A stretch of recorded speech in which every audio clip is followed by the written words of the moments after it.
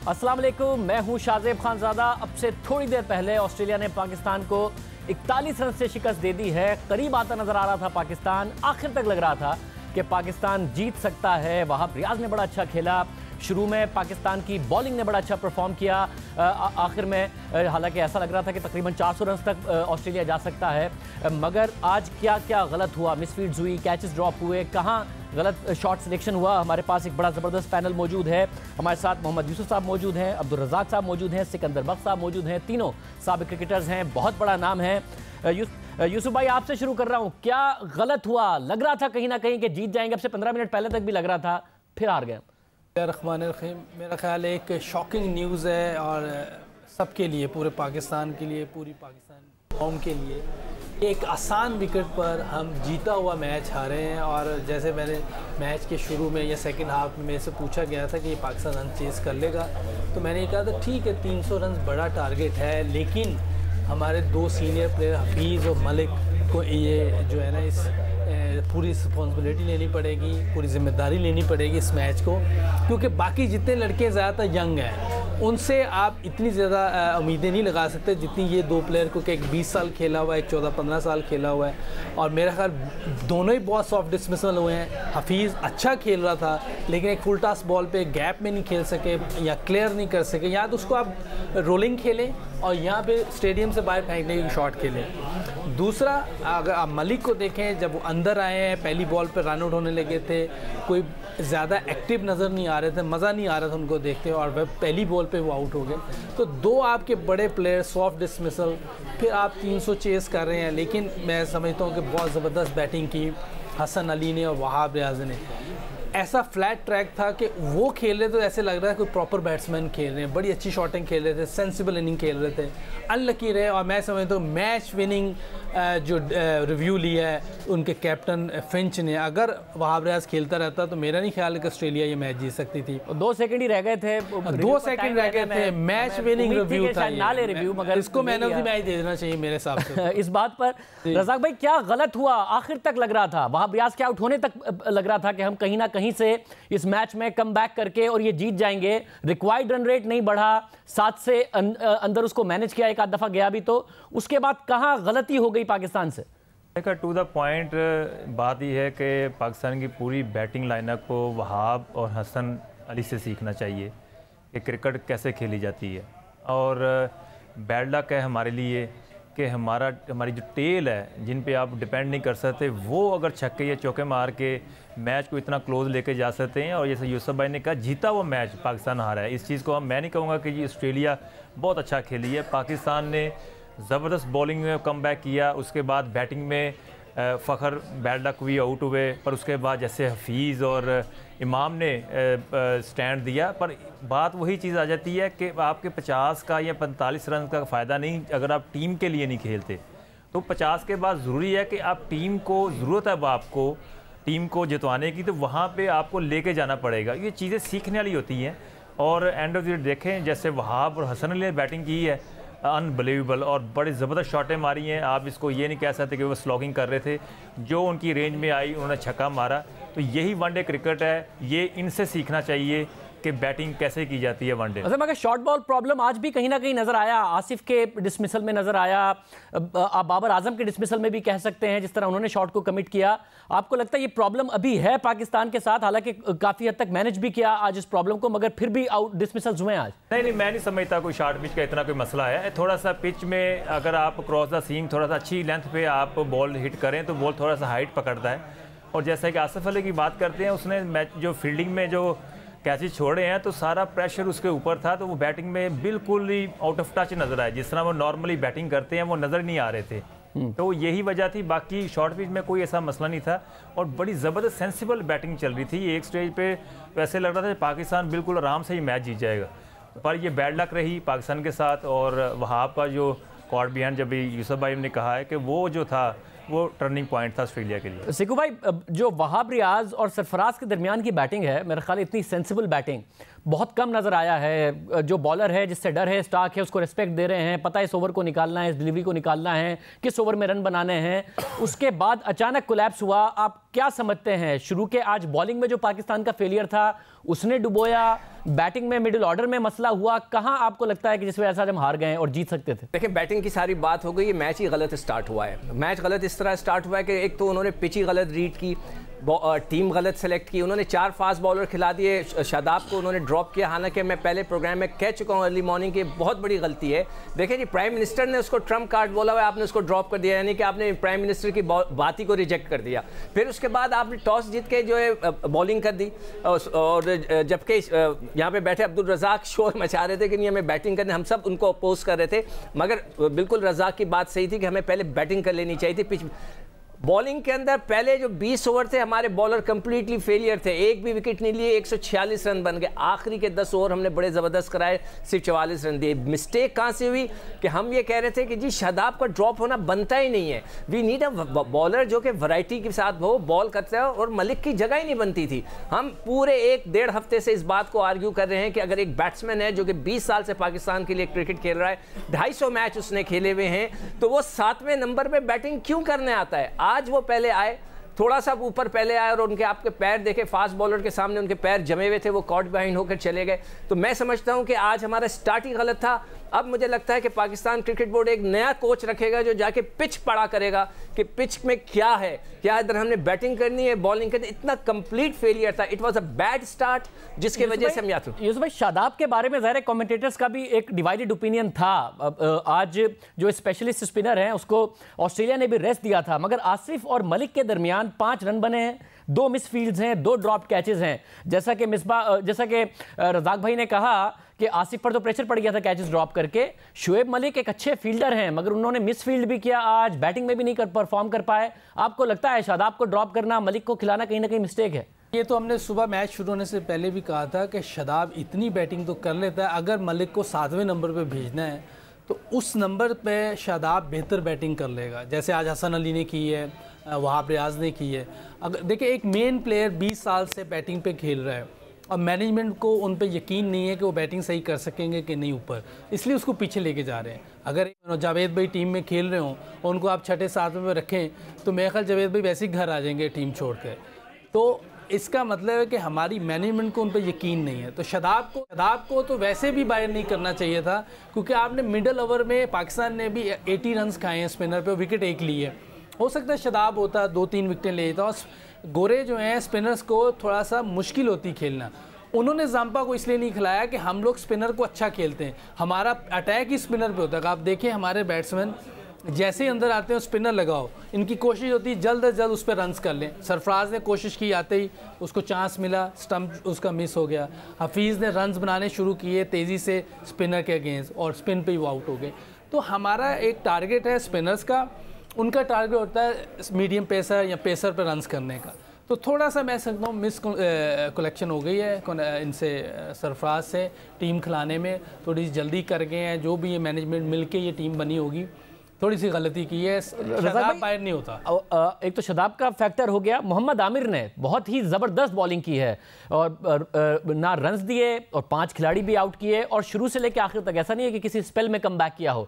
जब सब पिट रहे थे, पहला स्पेल भी अच्छा किया, दरमियान में अच्छा किया, आखिर तक अच्छा करते रहे, कंसिस्टेंटली बहुत अच्छी बॉलिंग की आमिर ने। क्या कहेंगे? देखिए, हम यहाँ सारे जो बैठे हुए हैं, हम किसी की परफॉर्मेंस पे उनकी तारीफ़ करने के लिए नहीं बैठे हुए। ये वर्ल्ड कप है, वर्ल्ड कप में आपने पाकिस्तान को जितवाने के लिए जो काम करना है वो आप करें। आपकी इंडिविजुअल परफॉर्मेंस हमारे किसी काम की नहीं है। आप 5 आउट करें, आप 100 स्कोर करें और मैच हारते हैं, तो मैं समझता हूँ आपने कुछ नहीं किया। जिस तरह की पाकिस्तान की टीम है, आप वर्ल्ड कप खेल रहे हैं, आप ये डिसाइड पहले करें कि आपने अपनी इंडिविजुअल परफॉर्मेंस देनी है या पाकिस्तान को मैच जितवाना है। ये आप लोगों पे डिपेंड करता है कि आपने इसको कैसे लेके जाते हैं। ये सारी गेम जो है ये मेंटली है, जैसी आप अप्रोच रखेंगे वैसा ही रिज़ल्ट मिलेगा। और यहाँ पे मैं नहीं समझता कि किसी भी तारीफ़ करनी चाहिए। हमें दुख इस चीज़ का है कि पाकिस्तान मैच हारा, और ये मैच हारने वाला नहीं बनता था। हम खुद ही जो घेरा है वर्ल्ड कप का अपने ऊपर तंग करते जा रहे हैं। और आपको भूलना नहीं चाहिए, अगला मैच इंडिया से है। अगर ये मैच जीते तो पाकिस्तान की बॉडी लैंग्वेज बिल्कुल डिफरेंट होती और इंडिया के साथ भी फाइट कर सकते थे। अगर इस अप्रोच से इंडिया के साथ खेलेंगे तो मैं आपको गारंटी देता हूँ कि इंडिया के पास भी नहीं पाकिस्तान टीम लगेगी। ऐसे रज़ाक भाई ऐसी बातें ना करें आप, अगले 4-5 दिन तो अच्छे गुजरने दें हमारे। आप अभी से अगले मैच के लिए भी पहले हमें डिसअपॉइंट कर रहे हैं। इस वाली मैच की मायूसी रहने दें। नहीं, अभी हमने इंडियन चैनल के साथ टाकरा भी करना है, आप दरमियान में ही मायूस कर रहे हैं। मैं आपको सिर्फ फैक्ट बता रहा हूँ कि ये मैच पाकिस्तान का जीता हुआ था। अगर ये मैच जीत के हम जाते तो हमारी बॉडी लैंग्वेज बिल्कुल डिफरेंट होती है। अब देखें ना, अब प्रेशर अब पाकिस्तान टीम पर है। अब इंडिया के साथ मैच या खुदा ना खास्ता अगर हम हारते हैं, नहीं, मेरा ख्याल है कि प्रेशर में बेहतर खेलते हैं। तो पहला मैच पहला वेस्ट इंडीज से भी तो बहुत बुरा हारे थे, उसके बाद नंबर 1 टीम को उसके होम ग्राउंड पर हरा दिया, अब ऑस्ट्रेलिया से हार गए। मेरा कहने का मकसद ये है कि आपने वर्ल्ड कप जीतना है या कि आपने अपनी परफॉर्मेंस दे के वापस आना है, बस इस चीज़ को आप डिसाइड कर लें। सिक्कू भाई, इंडिया के खिलाफ आप समझते हैं पाकिस्तान अभी भी यहाँ से कम बैक कर सकता है? इतनी बुरी नहीं परफॉर्मेंस की कोलैप्स ही कर गई वो टीम। बैटिंग में आखिर तक फाइट किया है, 40-41 रन से हारे हैं। बॉलिंग में कम बैक किया है, ऐसा लग रहा था 400 रन बना लेगा ऑस्ट्रेलिया। तो आपको उम्मीद लगती है इंडिया के खिलाफ?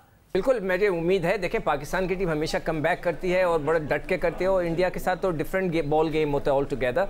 वो उसकी मोटिवेशन ही अलग होती है, उसका जज्बा ही अलग होता है। तो आई एम श्योर कि वो कर सकते हैं। देखें, सबसे जो पॉजिटिव साइंस हैं इस मैच से अगर हम उठाते हैं तो वो तो आमिर की बॉलिंग है कि उनका गेंद मूव हो रहा था। वो अलग बात है कि 120वें ओवर तक कोई आउट नहीं हुआ, इससे 46 उन्होंने पहली विकेट पे कर दिया, मगर उनका गेंद हिल रहा था, बाकियों का नहीं हिला। जो मुझे दुख हो रहा है, मुझे शर्मिंदगी हो रही है एज अ फास्ट बॉलर कि पाकिस्तान के बॉलर्स जो है नया गेंद नहीं करना जानते। आप उनकी बॉलिंग देख लें कि जो उन्होंने नए बॉल पे किया कि हर वक्त बीट किए जा रहे थे, वो बीट किए जा रहे थे। तो उनका गेंद हिल रहा है, हमारा क्यों नहीं हिलता? मतलब ये सोचने की बात है। हमारे पास बॉलर डरते हैं नया बॉल करने से, तो ये एक ओनली फैक्टर है। देखें, आप अभी आमिर की बॉलिंग की बात कर रहे थे। आमिर ने जो चैंपियंस ट्रॉफी के फाइनल में जो बॉलिंग की थी ना, वो सुपर बॉलिंग थी। ये वाला बॉलिंग मैं सुपर नहीं कहूँगा, इसलिए कि ये कवर में, एक्स्ट्रा कवर में आउट हुए, मिड ऑन पे, लॉन्ग ऑन पे, वो मैं बॉलिंग नहीं। ठीक है, 5 आउट के, वेरी वेल बोल्ड, 30 रन भी दिए 10 ओवर में, जब सब पिट रहे थे, बुरी तरह मार खा रहे थे। मैं कह रहा था अगर आप सुपर बॉलिंग कहेंगे ना, 308 है उसी की वजह से, वरना 450 बनने थे। अगर सुपर बॉलिंग जो थी वो चैंपियंस ट्रॉफी वाली थी कि एक ही स्पेल में आपने 2 को खड़काया नए बॉल पे और काम खत्म। ये होती है सुपर बॉलिंग जो आमिर ने फाइनल में दिखाई थी। I am 100% sure Pakistan will make a comeback. उनके लड़कों को थोड़ा सा बैटिंग में हमें डिसिप्लिन करना पड़ेगा, टीम को सही सिलेक्शन करें, प्रॉपर सिलेक्शन करें। खुदा के वास्ते कोई पिच को देखकर ये ना समझें कि यहाँ 4 या 5 फास्ट बॉलर खिला दें, ऐसी कोई गलती ना करें। इंडियंस बहुत अच्छा खेलते हैं फास्ट बॉलर्स को। आप एक प्रॉपर देखकर टीम सेलेक्ट करें जिसमें स्पिनर्स भी हों, फास्ट बॉलर्स भी हों। क्या लर्निंग है और इंडिया के खिलाफ आपको चांसेस नजर आते हैं? इंडिया ने ऑस्ट्रेलिया को हराया है, कन्विंसिंगली हराया है, 350 के करीब बनाया, ऑस्ट्रेलिया ने 300 क्रॉस किया, इतने ही रन से तकरीबन हराया जितने से पाकिस्तान आज ऑस्ट्रेलिया से हारा है। चांसेस लगते हैं आपको? देखिए शाहज़ेब भाई, ये ऑस्ट्रेलिया की वो टीम नहीं है। ऑस्ट्रेलिया नाम ज़रूर है लेकिन टीम बहुत वीक है। हम हारे हैं, ये बदकिस्मती है हमारी, हम इस टीम के खिलाफ जीत सकते थे। ये एक बड़ा मैच नहीं था। ऑस्ट्रेलिया नाम छोड़ दें आप, प्लेयर इनमें सिर्फ 3 बैट्समैन हैं, 2 बॉलर हैं, 5 बंदों के साथ वो मैच जीत गए हमसे। इंडिया के ख़िलाफ़ तो ये मेरा मकसद है कि मरते मरते भी 316 कर गए थे। इतनी डेड विकेटें होती हैं। मैं समझता हूँ इंडिया ने रन्स भी कम किए थे इनके खिलाफ और रन्स करवा भी बहुत लिए हैं। लेकिन अब वो जो मैच है पाकिस्तान और इंडिया का, वो एक क्रूशल गेम होती है। बहुत ज़्यादा प्रेशर होता है दोनों टीमों पे, और प्रेशर को जो होल्ड कर लेगा उस दिन वो जीत जाएगा। पीछे क्या हुआ, आगे क्या हुआ है, इससे कोई फ़र्क नहीं पड़ता। मेरा ख्याल है उस टाइम का जो प्रेशर है उसको जो होल्ड कर गया, जो वहाँ परफॉर्मेंस कर गया, एक तो नाम बन जाएगा उसका बहुत बड़ा। जैसे फ़खर ज़मान का अभी उस मैच के बाद जो जितना बड़ा नाम बना है, वो सारे अभी तक कहते हैं अगर वो चल गया तो देखें इसी तरह अभी भी कोई कर गया पाकिस्तान इंडिया के मैच में तो वो हीरो बन जाएगा।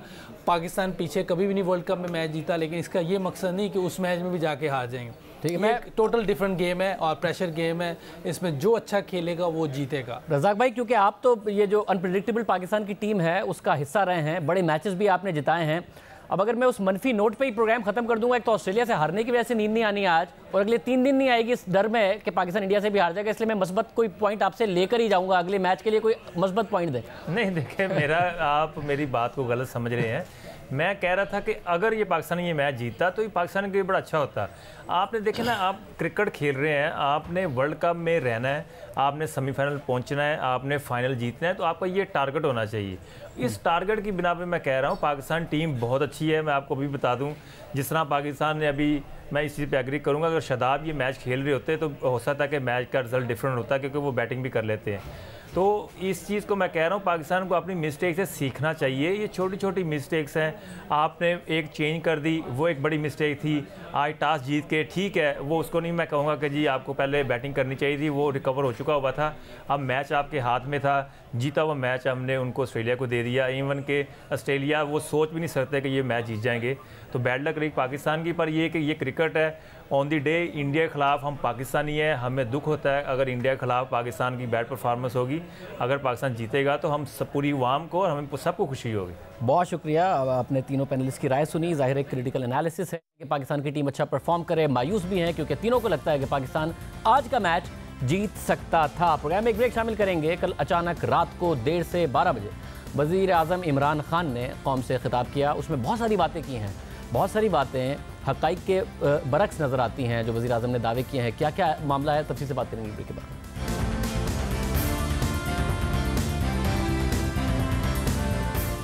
वज़ीर आज़म इमरान खान असेंबली में तो बोल नहीं रहे, वहाँ जाते तो हैं मगर खिताब नहीं कर पाते। अलबत्ता मुसलसल कौम से खिताब ज़रूर कर रहे हैं। गुज़िश्ता रोज़ उन्होंने बजट के बाद कौम से खिताब किया।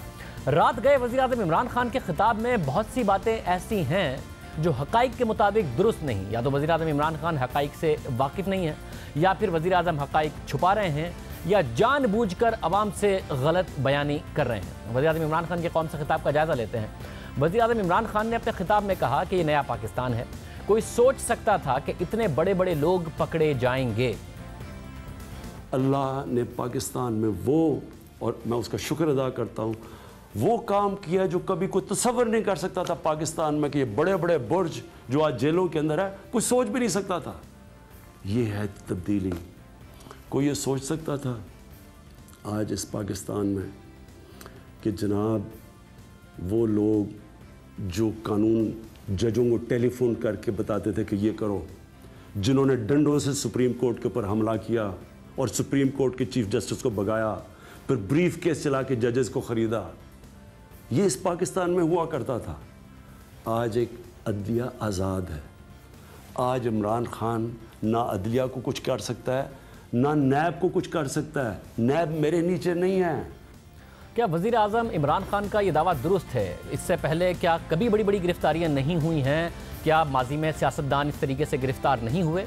90 की दहाई में भी करप्शन के इल्ज़ामात लगते रहे हैं। इन इल्ज़ामात पर मुंतखब हुकूमतों को भी गिराया गया है। फिर एहतसाब के नाम पर केसेस भी बनाए गए हैं, गिरफ्तारियां भी हुई हैं।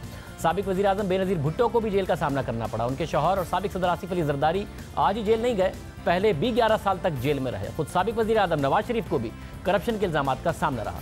1999 में जनरल मुशर्रफ ने इक़्तिदार पर कब्जा करके नवाज शरीफ को जेल में डाल दिया। आज ही नहीं, 1999 में भी आसिफ अली ज़रदारी, नवाज शरीफ और शहबाज शरीफ एक वक्त में जेल में थे। पहली दफ़ा आज नहीं हुआ। उस वक्त भी मिसाली एहतसाब की बातें की गई, लूटी हुई दौराने के खिलाफ बातें की गई, ख्वाब दिखाए गए। आज जिसे नया पाकिस्तान कहा जा रहा है, इसका ख्वाब जनरल परवेज़ मुशर्रफ ने भी आवाम को दिखाया था, मगर फिर क्या हुआ? इल्ज़ामात साबित नहीं हो सके। फिर 90 की दहाई में एहतसाब के नाम पर जो कुछ हुआ, इसे इंतकाम करार दिया गया। एहतसाब के नाम पर लोगों को जनरल परवेज़ मुशर्रफ ने अपनी जमात में शामिल कराया। अब एक बार फिर से गिरफ्तारियां हुई हैं और वज़ीर आज़म कह रहे हैं कि कोई सोच सकता था कि मुल्क में ऐसा हो सकता है। तो ऐसा पहले भी हुआ है, मगर क्या इन गिरफ्तारियों का अंजाम माजी की तरह होगा? क्योंकि वज़ीर आज़म ये ज़रूर दावा कर रहे हैं, मगर पिछले 10 माह में भी इस किस्म के दावे किए गए। एसेट रिकवरी यूनिट के नाम से यूनिट बनाया गया, कहा गया कि हमारे ऊपर पूरी इन्फॉर्मेशन है, किसी सियासतदान का कोई पैसा वापस नहीं आया, एमनेस्टी स्कीम वैसे दी जा रही है। इसके अलावा वज़ीर आज़म इमरान खान ने कौम से खिताब में दावा किया कि वो NRO चाहते हैं, और ये दोनों NRO परवेज़ मुशर्रफ ने माजी में पहले दिए थे। पहला NRO 1999 में दिया गया, फिर दूसरा NRO 2007 में दिया गया। पहले NRO में हुदैबिया केस भी शामिल था। अगर वो NRO ना दिए जाते तो मुल्क की किस्मत कुछ और। इनकी दोनों की हुकूमतें दो दफ़ा गई, दोनों दफ़ा करप्शन में गई, और दोनों को किसने कहा करप्ट? ये दूसरे एक दूसरे को करप्ट कहते थे। 2 दफ़ा नवाज शरीफ की हुकूमत आई नून लीग की, दोनों दफ़ा उन्होंने आसिफ ज़रदारी को जेल में डाला करप्शन में। आज ये इकट्ठे हो गए। इन दोनों को जब जनरल मुशर्रफ ने 1999 में जब फारग किया तो नवाज शरीफ को NRO दे के भेजा सऊदी अरेबिया 10 साल के लिए। वो उस NRO में हुदैबा पेपर मिल का केस था जो मनी लॉन्ड्रिंग का केस था। 1.25 अरब रुपए की मनी लॉन्ड्रिंग थी जो यहाँ से इन्होंने पैसा बाहर भिजवाया और उधर जाके उन फेक अकाउंट्स का कोई काजी फैमिली थी, उधर से फिर उन्होंने अपने नौकरों को रिश्तेदारों के नाम पे पैसा वापस मंगवाया, मनी लॉन्ड्रिंग की। उस केस से पहली दफ़ा NRO जनरल मुशर्रफ ने 2000 में दिया। उसके बाद आसिफ जरदारी के ऊपर वही जनरल मुशर्रफ ने पैसे 2 अरब रुपया खर्च किया इनके स्विस अकाउंट्स पे, और इन्होंने जो सरे माल लिया हुआ था लंदन में, सरे माल बिक गया, पाकिस्तान को पैसा आना था। जनरल मुशर्रफ ने NRO दिया और इनको वापस बुला लिया। उन 2 NRO ने जो पाकिस्तान से किया है, आज जो हम मुश्किल में हैं, हमारे पास मुसीबत पड़ी हुई है कि हम बजट में पैसा किधर से निकालें अपनी आवाम पे खर्च करने के लिए, ये वो 2 NROs का इस मुल्क ने उसकी कीमत अदा की थी। क्या वज़ीर आज़म इमरान खान का ये दावा दुरुस्त है? और वज़ीर आज़म जो कौम को आज बता रहे हैं, क्या माजी में भी कौम को यही बताया करते थे? परवेज़ मुशर्रफ के दौर में नवाज शरीफ पर बनाए गए मुकदमात क्या वज़ीर आज़म की नज़र में माजी में भी दुरुस्त थे? खुद माजी में इमरान खान नवाज शरीफ पर बनाए गए मुकदमात के हवाले से मुख्तलिफ मौक़िफ़ रखते थे। मुशर्रफ के दौर में जो उनका ट्रायल हो रहा था उसके बारे में एक अलग मौक़िफ़ रखते थे। अगर डील की भी है मुशर्रफ से तो उसका भी दिफा कर रहे थे। मुशर्रफ के होते हुए इंसाफ नहीं हो सकता, ये बात कह रहे थे कि नवाज शरीफ के साथ। मगर अब वज़ीर आज़म इमरान खान ये समझते हैं कि नवाज शरीफ के खिलाफ केसेस दुरुस्त थे, उन्हें NRO दिया गया। अगर ये NRO ना दिया जाता तो मनी लॉन्ड्रिंग का खात्मा हो जाता। अब वज़ीर आज़म की माजी की राय दुरुस्त थी, माजी में अवाम को सच बता रहे थे या फिर अब सच बता रहे हैं? इसके अलावा वज़ीर आज़म इमरान खान ने कौम से खिताब में कहा कि अपोजिशन को उनसे तकलीफ यह है कि मैं NRO नहीं दे रहा। पहले दिन से अपोजिशन ने मुझे तकरीर नहीं करने दी। क्या बगाड़ा था मैंने इन्हें? केसेस जो इनके ऊपर नैब के हुए थे वो तो मैंने नहीं किए, वो तो सारे पुराने केसेस थे। हम तो थे ही नहीं तब इक़्तिदार में, तो ये मेरे ऊपर क्यों शोर मचा रहे हैं पहले दिन से? मेरी गलती ये है कि मैं इनकी ब्लैकमेल और प्रेशर में आके ये जो चाहते हैं मैं NRO नहीं इनको दे रहा। अब ये एक अजीब सूरत हाल है कि हुकूमत कभी इनके खिलाफ मुकदमात और इनकी गिरफ्तारियों का क्रेडिट लेती है, कभी कहती है कि सब माजी का है, कभी कहते हैं कि इदारे आज़ाद हैं, फिर कहते हैं कि हमसे NRO मांगा जा रहा है। खुद वज़ीर आज़म इमरान खान की हुकूमत का दावा है कि अदालतें और इदारे आज़ाद हैं। अगर इदारे और अदालतें आज़ाद हैं तो इमरान खान NRO कैसे दे सकते हैं? अगर वो NRO नहीं दे सकते तो फिर ये बात बार बार क्यों कहते हैं कि NRO नहीं दूंगा? और किसने NRO मांगा है ये बार बार अपोजिशन पूछती है, तो अपोजिशन को क्यों नहीं बता देते कि कौन NRO मांग रहा है, कब मांग रहा है और वो क्यों नहीं दे रहे और वो कैसे दे सकते हैं? अपोजिशन पूछती रही है। अगर वज़ीर आज़म के पास इस हवाले से तफसीलात हैं तो आवाम के सामने लाई जानी चाहिए। वज़ीर आज़म इमरान खान ने कौम से खिताब में कहा कि उन्होंने 2008 में हुकूमत में आकर मिसाक जमहूरियत के तहत मुकमुका करके नून लीग और पीपल्स पार्टी ने अपना चेयरमैन नैब लगाया कि हम तुम्हें कुछ नहीं कहेंगे, तुम हमें कुछ नहीं कहना। क्या हुआ? ये 2008 में वापस आए। 2008 में इन्होंने चार्टर ऑफ डेमोक्रेसी साइन की। वो चार्टर ऑफ डेमोक्रेसी क्या थी? अपना नैब का हेड दोनों ने मिलकर लगाया। जब अपना नैब का हेड आ गया, दोनों ने फैसला किया कि 5 साल तुम्हारे, 5 साल हमारे। हम तुम्हें कुछ नहीं कहेंगे, तुम हमें कुछ ना कहना। क्या वाकई 2008 के बाद ऐसा ही हुआ? ये बात खुद वज़ीर आज़म इमरान खान के अपने दावे के बरखिलाफ है। अपने खिताब के आगाज़ में ही वज़ीर आज़म इमरान खान ने कहा था कि उन्होंने केसेस नहीं बनाए, ये केसेस तो उनकी हुकूमत में आने से पहले इन्होंने एक दूसरे के खिलाफ बनाए। केसेस जो इनके ऊपर नैब के हुए थे वो तो मैंने नहीं किए, वो तो सारे पुराने केसेस थे। जो आसिफ जरदारी का ये जो फेक अकाउंट्स का केस है, वो तो 2016 में इंटीरियर मिनिस्टर नून लीग ने कहा था कि एयान अली का भी उसी फेक अकाउंट से पैसे जा रहे हैं जिसमें बिलावल भुट्टो के जा रहे हैं। हमने तो नहीं कहा था। ये जो केसेस थे बाकी सारे, ये नवाज शरीफ के पैनमा के केसेस, हमने तो नहीं किए। ये जो शहबाज शरीफ के ऊपर केसेस थे जिस पर वो जेल पे गए, ये सारे पुराने केसेस थे। हम तो थे ही नहीं तब इक़्तिदार में। अब अगर ये दावा दुरुस्त है तो फिर ये दावा कैसे दुरुस्त है कि नून लीग और पीपल्स पार्टी में मुकमुका था? क्योंकि दोनों ही जमातों ने एक दूसरे के खिलाफ मुकदमात बनाए और अब इन मुकदमात का सामना इन जमातों की क़यादत कर रही है। अगर मुकमुका था तो ऐसा क्यों हुआ? हकीकत यह है कि दोनों ही जमातें एक दूसरे पर मिसाक जमहूरियत की खिलाफ वर्जी का इल्ज़ाम लगाती रही हैं और इसकी एक तारीख़ है। फरवरी 2009 में जब सुप्रीम कोर्ट ने नवाज शरीफ और शहबाज शरीफ को नाअहल करार दिया तो इल्ज़ाम लगा कि उस वक्त के चीफ जस्टिस डोगर से ये काम जरदारी हुकूमत ने कराया है, क्योंकि वो जस्टिस इफ्तिखार चौधरी को बहाल ना करके जस्टिस डोगर को इस्तेमाल करते रहे। इसके बाद बजाय इसके कि नून लीग जिसकी पंजाब असेंबली में अक्सरियत नहीं थी उसे नून लीग जिसकी पंजाब असेंबली में अक्सरियत थी और पीपल्स पार्टी की नहीं थी, उसे नया वजीर आला पंजाब लाने का कहा जाता और फैसले के कुछ ही देर बाद पंजाब में गवर्नर राज पीपल्स पार्टी ने लगा दिया और फिर बाद में अदलिया बहाली के बाद शहबाज शरीफ बहाल हो गए, मगर इस दौरान पंजाब में गवर्नर राज लगा रहा। फिर इस दौरान नून लीग पीपल्स पार्टी हुकूमत से अलग हुई, अदलिया बहाली तहरीक में सड़कों पर निकली, मेमोगेट स्कैंडल सामने आया, नवाज शरीफ इस मामले को सुप्रीम कोर्ट लेके गए जिसका आज भी नून लीग कहती है कि गलत किया। शहबाज शरीफ इस दौरान हुकूमत के खिलाफ सख्त ज़बान इस्तेमाल करते रहे, जरदारी साहब के खिलाफ सख्त ज़बान इस्तेमाल करते रहे। इसी तरह जब नून लीग की हुकूमत आई तो पीपल्स पार्टी की क़यादत के खिलाफ मुकदमात बनाए गए, डॉक्टर आसिफ की गिरफ्तारी हुई, उस वक्त के वज़ीर दाखिला ने इसका क्रेडिट लिया, चौधरी निसार ने। सिंध में गिरफ्तारियां हुई, जाली अकाउंट्स केस की तहकीकात का निसार प्रेस कॉन्फ्रेंस करते, उसमें इल्ज़ामात लगाते। अब अगर मुकमुका था तो फिर ये सब कुछ कैसे हुआ?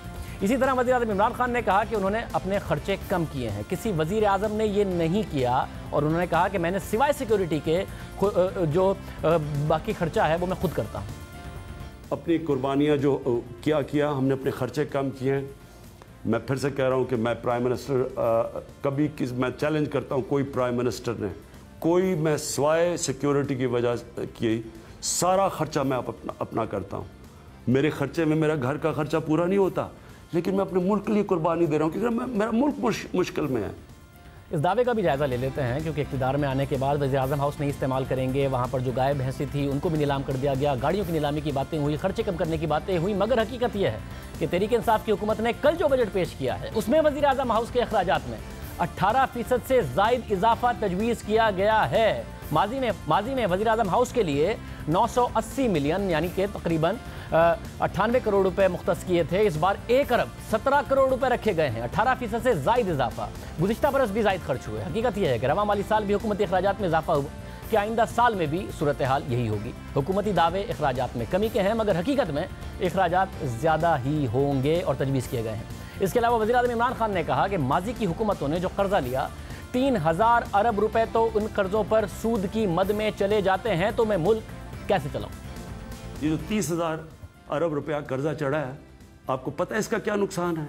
इसका नुकसान ये है कि इनके ऊपर सिर्फ सूद 30,000 अरब रुपए पे जो हमें सूद देना पड़ता है, जितना हम टैक्स इकट्ठा करते हैं 4,000 अरब रुपया तकरीबन टैक्स है, आधा चला जाता है सूद देने पे। तो मुल्क में कैसे चलाऊं? मुल्क के लिए किधर पैसा बचा? हमारे पास इस वक्त इतना मुश्किल है इस वक्त मुल्क को चलाना, क्योंकि जब तक हम इसका मुल्क का निज़ाम ठीक करते हैं, हमें तो ये सूद ले बैठा है जो इन्होंने इस मुल्क में बदर्दी से कर्जे चढ़ाए हैं।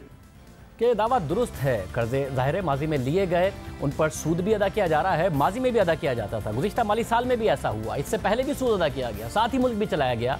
मगर ये हकीकत है कि तहरीक इंसाफ की मुआशी पॉलिसीज़ और शरह सूद में इजाफे की वजह से सूद की अदायगी बढ़ी है, क्योंकि शरह सूद को IMF की डिमांड के तहत महंगाई की शरह से बहुत ऊपर कर दिया गया है। 7 से 8% महंगाई है, 12.25% शरह सूद है। इसलिए हुकूमत जो 7% पर कर्जे ले रही थी अब वो 13% पर मार्केट से कर्जे ले रही है। नून लीग की हुकूमत ने 1620 अरब रुपए सूद की अदायगी के लिए रखे थे, तहरीक इंसाफ ने शरह सूद बढ़ा दी है और 2900 अरब रुपए सूद की अदायगी के लिए रखे हैं। साथ ही 400 अरब रुपए टैक्स जमा करने का टारगेट भी तहरीक इंसाफ की हुकूमत नहीं पूरा कर पाई, तो हुकूमत चलाने के लिए पैसे कहां से आते? इसके अलावा वज़ीर आज़म इमरान खान ने दावा किया कि 10 साल में इस मुल्क का कर्जा 6000 अरब रुपए से 30,000 अरब रुपए हो गया। कर्जा बढ़ा मगर कोई डैम नहीं बना, कोई बड़ा प्रोजेक्ट नहीं बना, करप्शन की नजर हो गया था। इन 10 सालों में पाकिस्तान का कर्जा जो 60 सालों के अंदर पाकिस्तान का कर्जा था 6000 अरब रुपया, वो इन 10 सालों में 6000 अरब से 30,000 अरब पे पहुंचा है। 24,000 अरब रुपया इन्होंने इस मुल्क को 10 सालों में मकरूज किया है। कोई यहाँ डैमें बनी, कोई बड़ा क्या बना पाकिस्तान में? पहले तो Mangla dam, Tarbela dam, Warsak dam, motorway, बड़े बड़े प्रोजेक्ट्स हुए 60 सालों में जिस पे 6000 अरब रुपया कर्जा था। 10 साल में क्या हुआ इस मुल्क में जो 6000 से 30,000 पे कर्जा चला गया? ये मुकमुका हुआ था। ये चार्टर ऑफ डेमोक्रेसी नहीं थी, चार्टर ऑफ करप्शन था। दोनों को पता था किसी ने पकड़े नहीं जाना, दोनों ने खुल के करप्शन की। वज़ीर-ए-आज़म के इस दावे का भी जायज़ा ले लेते हैं। हकीकत यह है कि इन 10 बरसों में बिजली की फराहमी दुगनी हुई, बिजली के बड़े बड़े मंसूबे लगे। 5 बरस में बिजली की पैदावार के 39 मंसूबे लगाए गए, जिनसे 12,000 से ज़ायद मेगावाट बिजली नेशनल ग्रिड में शामिल हुई। 5 बरस में बिजली के कई घंटों की लोड शेडिंग का खात्मा हुआ और इसी बिजली की पैदावार का क्रेडिट वज़ीर-ए-आज़म इमरान खान खुद ले चुके हैं, अपने वज़रा को दे चुके हैं। LNG की फराहमी का सिलसिला शुरू हुआ, 3 मेट्रो बस और 1 ऑरेंज लाइन ट्रेन मंसूबा शुरू हुआ, मुकम्मल भी हुए मंसूबे। इसी दौरान CPEC के कई मंसूबों पर काम का आगाज हुआ, रोड नेटवर्क कायम किया गया, हज़ारा मोटरवे, कराची से लाहौर मोटरवे समेत कई मंसूबों पर काम किया गया, गवादर पोर्ट पर काम हुआ। दूसरी तरफ तहरीक इंसाफ की हुकूमत ने भी कर्जा लिया है, खैबर पख्तूनख्वा में भी लिया। एक पेशावर मेट्रो बनाना है, अभी तक 10 माह में इस हुकूमत में आने के बाद 3000 अरब रुपए से ज़ायद कर्जा लिया, मगर इन 10 माह में कोई एक भी नया मंसूबा शुरू नहीं किया। तरक्याती बजट कम कर दिया, ग्रोथ आधी हो गई है, GDP की तरक्की। करप्शन अगर ख़त्म हो गई है वज़ीर-ए-आज़म के दावे के मुताबिक, मनी लॉन्ड्रिंग ख़त्म हो गई है 10 माह में, तो 10 माह में इसका कोई असर क्यों नज़र नहीं आता? इसके अलावा वज़ीर-ए-आज़म इमरान खान ने कहा कि मैं अपने नीचे एक कमीशन बनाऊंगा जो गुज़िश्ता 10 साल में 24,000 रुपये से ज़ायद कर्जा लिया गया, इसका जायज़ा लेगा। मैं अब इनसे जवाब मांगने लगा हूँ। अब मैंने इनके पीछे जाना है। मैं अपने नीचे एक हाई पावर्ड एक कमीशन बनाने लगा हूँ, एक इंक्वायरी कमीशन, जिसका एक 1 पॉइंट एजेंडा है कि 10 सालों में इन्होंने इस मुल्क के ऊपर 24,000 अरब रुपया कर्जा कैसे चढ़ाया। ये हाई पावर्ड कमीशन के अंदर FIA होगी, IB होगी, ISI होगी, FBR होगी, SECP होगी। सारे वो गवर्नमेंट के इदारे होंगे जो कि ये इन्वेस्टिगेट करेंगे कि इन्होंने इस मुल्क को इस दलदल में कैसे फंसाया है जिससे हम निकाल रहे हैं उस मुल्क को। जो इक़्तिदार में होंगे, ये मेरी कमीशन इनको पूरी तरह इन्वेस्टिगेट करेगी। अब जाहिर है एहतसाब होना चाहिए, अगर करप्शन हुई है तो सज़ा भी मिलनी चाहिए, मगर सवाल ये उठता है कि सिर्फ गुज़िश्ता 10 साल का क्यों, परवेज़ मुशर्रफ के दौर का जायज़ा क्यों नहीं लिया जा रहा? क्योंकि हकीकत यह है कि वज़ीर-ए-आज़म माजी में ये कहते रहे हैं कि परवेज़ मुशर्रफ ने मुल्क को दहशतगर्दी के खिलाफ जंग में झोंक दिया, जिससे मुल्क की मईशत को 100 अरब डॉलर्स का नुकसान हुआ, जाने गई, और अमरीकी डॉलर्स के लिए पाकिस्तान की फ़ौज को उन्होंने जंग में झोंक दिया, तो मुल्क की मईशत को अरबों डॉलर्स का नुकसान हुआ। हालांकि दहशतगर्दी के खिलाफ जंग में अमेरिका ने पाकिस्तान को 33 अरब डॉलर्स दिए, यानी तकरीबन 5,500 अरब रुपए। इसके बावजूद भी मुशर्रफ दौर में मईशत का बुरा हाल हुआ। परवेज़ मुशर्रफ के दौर में, जो इस वक्त तिजारती खसारे की वज़ीर-ए-आज़म बात कर रहे हैं, अगर पाकिस्तान की तारीख में जाके जायज़ा लें तो पाकिस्तान का तारीखी तौर पर तिजारती खसारा 2 से 2.5 अरब डॉलर सालाना रहा है। मगर 2005 परवेज़ मुशर्रफ का दौर वो साल है जिसमें अचानक पाकिस्तान का खसारा बढ़कर 6 अरब डॉलर हो गया। फिर अगले साल 2006 में 12 अरब डॉलर हो गया। इसके बाद ये खसारा बढ़कर 14 अरब डॉलर हो गया, और जब परवेज़ मुशर्रफ ने इक़्तिदार छोड़ा तो तिजारती खसारा 20 अरब डॉलर था 2008 में। तो मुशर्रफ का दौर है जिसमें ये सारा का सारा सिलसिला शुरू हुआ, जिसमें पाकिस्तान का तिजारती खसारा बढ़ता चला गया। अमेरिका से पैसे भी मिल रहे थे, मगर ना ही बिजली की जो पैदावार थी वो बढ़ाई गई, ना ही गैस की पैदावार बढ़ाई गई। तो परवेज़ मुशर्रफ के दौर का एहतसाब की बात नहीं कर रहे वज़ीर-ए-आज़म, क्योंकि इस दौर में अचानक मईशत के इंडिकेटर्स ख़राब होना शुरू हो गए थे।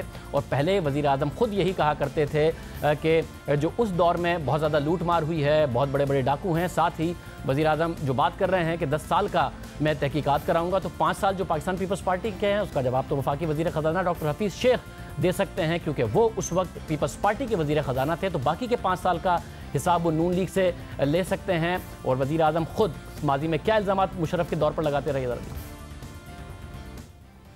बड़े-बड़े डाकू असेंबलियों में जाते हैं, बड़े-बड़े डाकू वज़ीर-ए-आज़म बन जाते हैं, बड़े-बड़े डाकू पंजाब के वज़ीर आला की तरह परवेज़ लाई, जो इस पंजाब का सबसे बड़ा डाकू है। 10 साल से पहले पंजाब में डाके लग रहे थे वज़ीर-ए-आज़म के मुताबिक। अब यही परवेज़ इलाही तहरीक इंसाफ की हुकूमत के इत्तेहादी हैं, उनके दौर की कोई तहकीकात भी वज़ीर-ए-आज़म नहीं करना चाहते। वो पंजाब असेंबली के स्पीकर है। इसके अलावा वज़ीर-ए-आज़म इमरान खान की परवेज़ मुशर्रफ के केस में भी दिलचस्पी नज़र नहीं आती, उस पर भी वो बात नहीं कर रहे हैं। गुज़िश्ता 10 साल पर वो फोकस किए हुए हैं, जिसमें 5 साल का जवाब अभी के वज़ीर ख़ज़ाना डॉक्टर हफीज़ शेख भी दे सकते हैं। अचानक कल हुआ क्या जो वज़ीर-ए-आज़म ने ये तकरीर की, इस पर ज़रा बात करेंगे हम एक ब्रेक के बाद।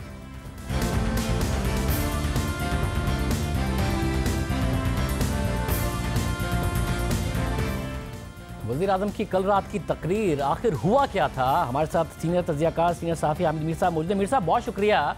10 माह पहले हुकूमत आई, बताया इतने हमने आइडेंटिफाई कर लिए हैं, एसिड रिकवरी यूनिट बनाया है, सारे पैसे लूटे हुए वापस लाएंगे, एमनेस्टी भी दे रहे हैं, बार बार वज़ीर आज़म अपीलें भी कर रहे हैं, फिर अब नए ख्वाब दिखा रहे हैं कि एक और मैं अपने मातहत तहकीकात करूँगा, ये कर्जा कहाँ खर्च हुआ, क्या हुआ कल रात को अचानक वज़ीर आज़म को?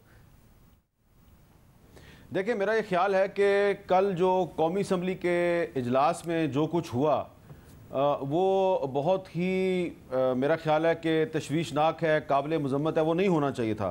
क्योंकि जो टीवी चैनल्स हैं वो तो पीटीवी की फीड ले रही थी, तो जो पीटीवी की फीड है उसमें सब कुछ नहीं दिखाया गया। मैं समझता हूँ कि जो कल कौमी असम्बली के बजट इजलास के दौरान जब हमाद अज़हर साहब तकरीर कर रहे थे तो जो कुछ हुआ वो नहीं होना चाहिए था। उसमें एक दूसरे को न सिर्फ ये कि धक्के मारे जा रहे थे, बल्कि अपोजिशन के कुछ अरकान जो हैं उन्होंने बजट दस्तावेज़ात फाड़ फाड़ के प्राइम मिनिस्टर पर उछाली, और प्राइम मिनिस्टर जो हैं वो बज़ाहिर उन्होंने अपना एतमाद बरकरार रखा और चेहरे पे मुस्कुराहट भी थी, लेकिन मुझे लगता है कि वो काफ़ी उस पर उनको गुस्सा आया।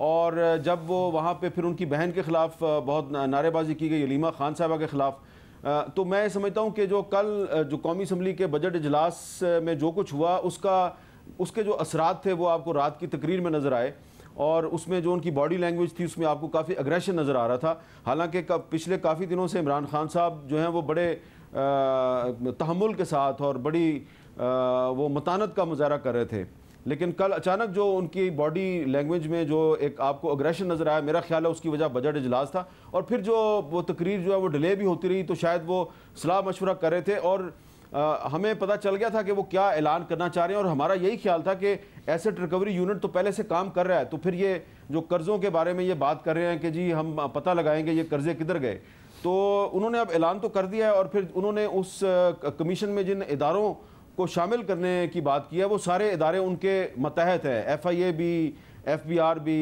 IB भी, ISI भी, तो ये सारे इदारे जो हैं ये उनके मतहत इदारे हैं, और इमरान खान साहब जो हैं वो प्राइम मिनिस्टर हैं, चीफ एग्जीक्यूटिव हैं।